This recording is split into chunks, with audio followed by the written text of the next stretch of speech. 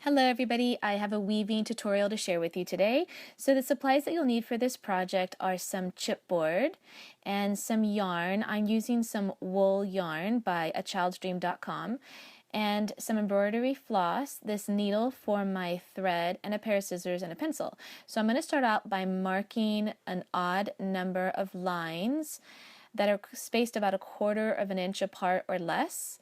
And this piece of chipboard is about 2.5 inches by 3.5 inches, but you can make it larger. I just want a small piece in order to make this project go faster. So I'm doing those shallow cuts along each of those lines, and then I'm going to take my embroidery thread and run it through the first 2 lines and tie it off in the back. Now I'm going to slow down the next part of this tutorial so that you can get a really clear picture as to what's going on, because it's a little bit confusing for me and I also have my doubts as to whether I actually did it right. But we are going to be doing an open pouch, which means that one side of this weaving needs to have the embroidery floss go around every other tab, whereas the bottom part, which would be the bottom of the pouch or the purse, needs to have the embroidery floss go around every single tab all the way around. So what I'm doing here is going about the tabs on every other one on one side. Then on the bottom side, I am wrapping the embroidery floss all the way around the tab. So I realize that this might be a little bit confusing if you've never done these weaving projects before, but once you get this in front of you, I think it will be a little bit clearer. Especially when you complete the project, you'll realize why it's important that one side of the tabs is open or are open, and then the other side are completely wrapped around those tabs. Okay, so I'm just going to continue wrapping my embroidery thread around each of those tabs at the bottom, and then around each every other one around the top. And once I get to the end, I'm going to realize that I need one more slit at the top there. And you know, you could either have one more slit, or I could have just removed one line of that embroidery floss. But the point is that when you count up each of those lines on the front and the back side, you need an odd number of lines. And this will become clear as you begin weaving, so that you make sure that your weaving goes under and over each of those lines. And when you wrap it around to the other side, then you are going in, you know, the opposite, like you're going under and over rather than over and under, if that makes sense. All right, so let's continue, and hopefully if this is still confusing to you, it will become a little bit clearer. So I'm tying off that embroidery floss up there at the top, and then I'm just giving it one more count to make sure. And on one side, you can see that the floss is doubled, which is fine. You just want to make sure that that's actually really one line. It's not a big deal for that to happen. And so I've got this pile of remnant yarn, and I decided to use that rather than you know, break into a new skein of yarn. And so I just took this red and I got it all threaded in my needle, and now I'm going to go under, over, under, over. And then my needle's not going to go all the way through, so I'm going to just pull it through a little bit, and then I'm going to continue going over, under, and over.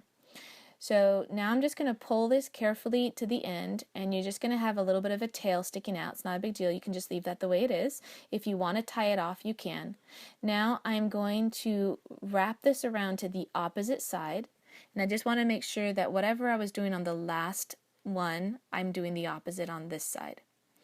So now I'm going to pull that through, and then I again want to make sure that, oh wait, I've got one more line to go through here, which I believe I've gone under here.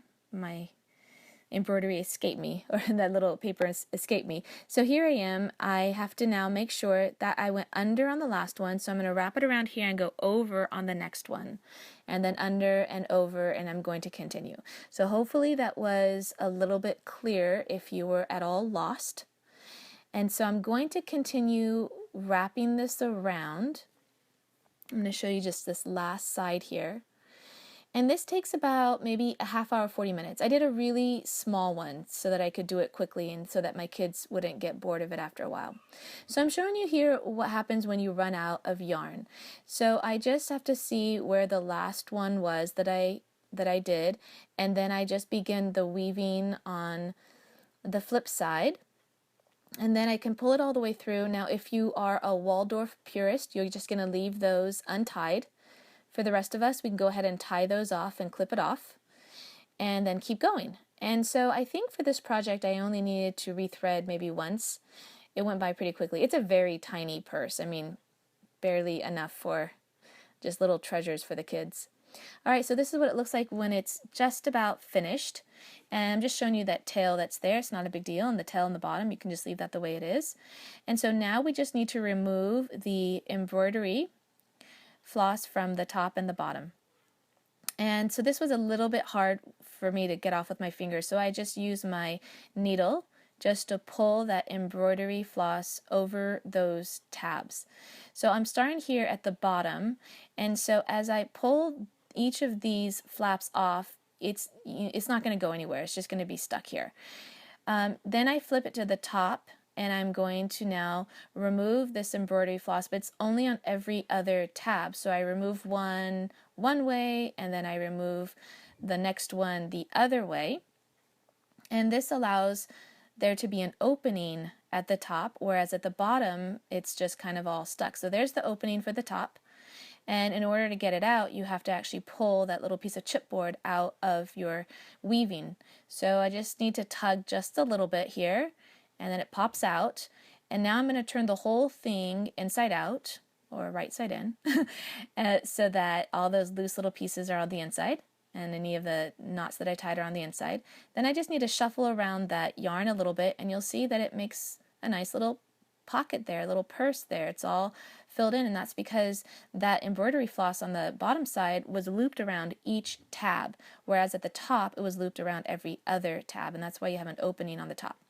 All right, so now we're going to work on our twizzle. Now, I don't know if that's the official word, but that's the word that was taught to me, and that's basically going to be the handle. So I've got 4 strands of yarn here that are probably maybe 2 feet long.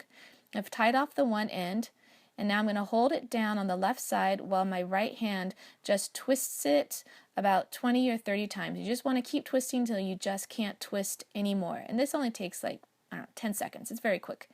Then you're going to bring those 2 ends together in one hand, and you're going to let loose the other side, and it just twizzles right up.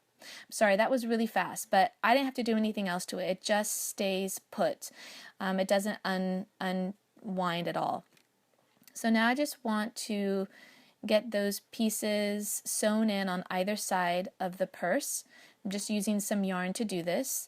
It just takes a couple of times to sew it in, and then you can just tie it off. And now I'm just going to do the other side and, sew it in. This is pretty durable. It's, you can't swing it around and, really tug at it, but it's durable enough for kids. My kids enjoy playing with them. And I'm just going to clip off that extra yarn, and it's all finished. And it was definitely under an hour. This was a really small one. So I'm just showing you a close-up here of what it looks like, the twizzle and the little purse. And if you want to catch up on our other weaving tutorial, you can click here for that video. And if you'd like to see more pictures, you can check out my Instagram account at Pepper and Pine. Thanks for watching.